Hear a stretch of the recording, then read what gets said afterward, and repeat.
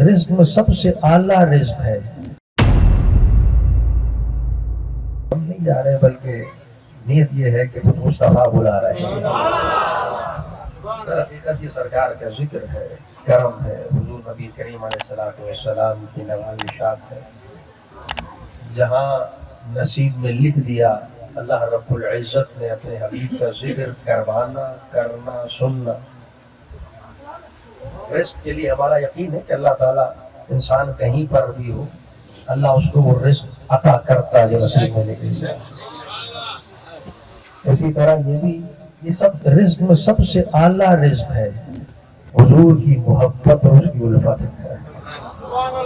سارے رزق، ان سارے رزقوں میں سب سے اعلیٰ نعمت اور سب سے اعلیٰ دولت ہے رزق. تو نبی کریم علیہ السلام عشق، ان کی محبت، ان کی الفت، ان کی اتباع، تو یہ وہ نعمت اور دولت ہے کہ اللہ نے یہ بھی جس کے نصیبوں میں لکھ دی وہ صدہا بارہا شکر کرے، ساری زندگی بھی اس بارگاہ کے اندر اپنا سر جھکائے رکھے کہ مولا تو نے مجھ جیسے کمتر پر، حقیر پر اتنا کرم فرما دیا.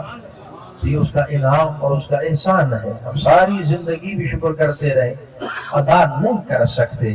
جو اس ذات بے نیاز نے جس کے نصیب میں ہمارے مصطفیٰ کی محبت، ذکر، الفت، اتباع لکھ دی ہے، یہ حقیقتاً اللہ کا فضل ہے اور میرے مصطفیٰ کی نگاہ کرم ہے.